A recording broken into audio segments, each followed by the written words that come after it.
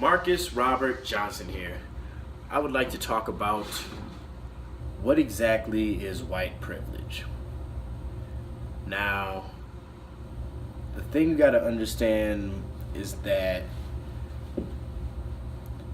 poverty, stereotypes, prejudice,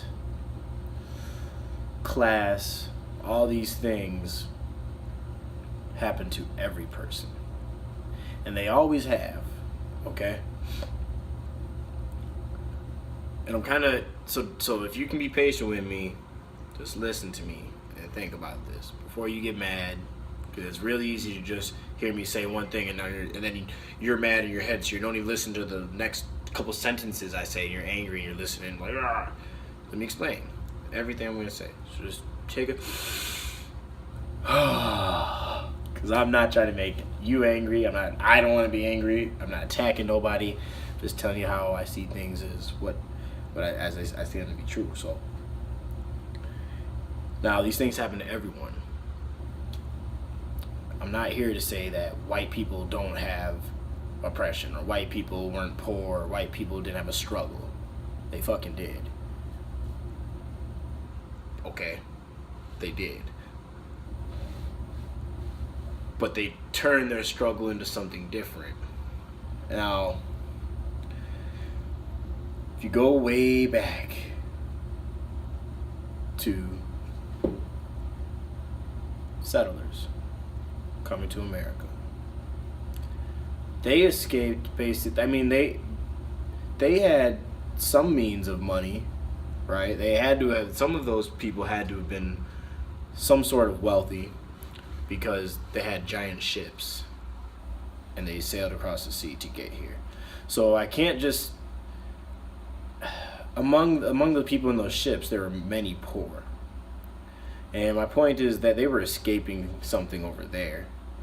And maybe not everyone. Some people were just seeking adventure. Some were seeking to conquer, discover, explore. But a lot of people were escaping the king and queen, or any other their government from over there. They came here to America, settled, and I'm not here to tell you like white people did all this shit, now they must pay. Like, you can't make people today pay for something that people long ago did. And that's a hard argument for minorities to hear, because then that when you say that, we kind of take it as like you're saying it didn't mean anything, it never happened. And that's not what I'm saying. What I'm saying is, you can be upset about things that happened in the past. Do not forget them. But don't go beat up your neighbor next door because maybe his great-great-great-grandfather did something to your great-great-great-grandfather. Because at the end of the day, we never met them. But the thing is, those struggles on both sides still happened and were still true. And everything added up to where we are today. Okay? So this is why it's kind of long, it's deep. I'm trying to go back and then bring it here. So whites had oppression, they were escaping, and they came here. And so if you look at it as not just whites, but just people, they came here, escaping oppression, took over the indigenous people, took people from other parts of the globe to make them do their labor for them, because that's really how America got built up, with slavery. You know, there wasn't like labor, like our infrastructure, our roads, our build, everything, a lot of shit was practically free, man, built on the backs of slaves, Native Americans, Hispanics, minorities, whites as well too. There are many whites doing work back then. But the thing is, what I'm gonna get to is that once the country was kind of being built up, once you had plantations and things of this nature, I'm not talking Pilgrims, I'm talking like more late 18, middle 1800s, these types of things, like the people in power were slave owners and whites, and people of color, blacks, Mexicans, any natives, were looked at poorly, were looked down upon, and meant to do the labor, the hard work. So you have to understand, this country, you might not feel like it, and this is where I'm gonna lead it into the white privilege. Let me get there. So this country foundation was really built for white Americans. So for a very long time in history, white Americans were living great. Now, I'm not saying there weren't poor white Americans. There were, but not to the significant number that there is today. If you had 10 white Americans in the 1800s, I bet 7, maybe 8 of them were very well off, or didn't have as many worries in society. If you had 10 black people, 9.5 of them have a shit life and a shit society in this time period. Okay, so when you think about it in those terms, in that way, you can see the difference. Okay, so understand that I'm not saying there weren't poors. I'm just saying that the system is not set up for certain people at this time. Now, we kind of get through civil rights, World War II, we get through these things, people fighting for rights, 50s, 60s, and I want to say maybe in the 70s, 80s, that's when white America really started getting hit, slowly. But that's when more whites were actually in poverty, middle class, lower middle class, because there's more people, more population grows, things expand, minorities rise above, they start getting better jobs, better opportunities, slowly but surely. So you got minorities kind of slowly coming up, and you have whites kind of slowly going down as far as productiveness, I want to say, maybe.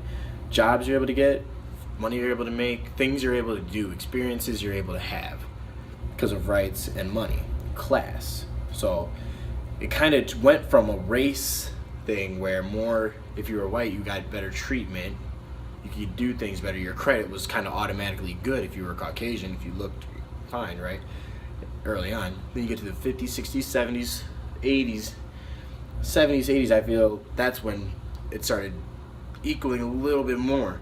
But what you have now and today, through the 80s, through the 90s, to 2000s, 2016, now it's getting really fucking close. Like now, there's so many whites that are in poverty and that have the same problems as blacks and Mexicans and I'm just gonna say minorities, as minorities in this country.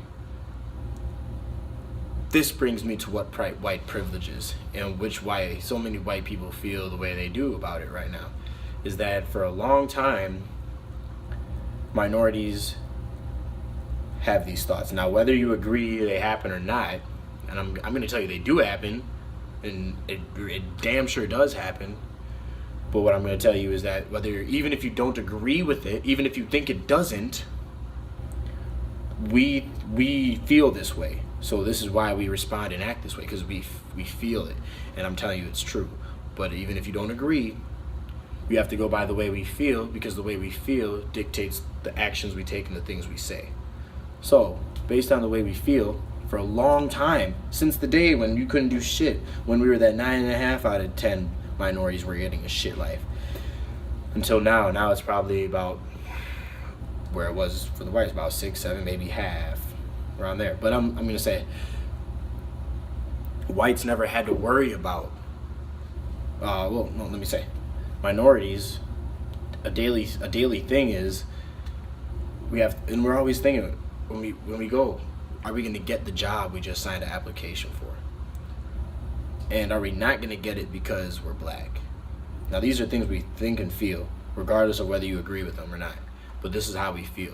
These are things we have to think. These are things that are on our brain. Okay? Are we going to get the job because we're black? When I walk down the street, are they going to keep their eyes, if I say hi, are they going to keep their eyes down and keep walking because I'm black? When I walk in a store, are they going to keep watching me because I'm black? When I'm driving, am I going to get pulled over the white person? Maybe we both don't have our seatbelts on, but am I going to be the one that gets because I'm black? Am I? These are the things we kind of have to deal with every day. Was this person rude to me just now because I was black? Or maybe they're just a dick. Maybe they're just having a bad day. But it happens a lot to many minorities where it is because they're black, and it is a subconscious thing, especially because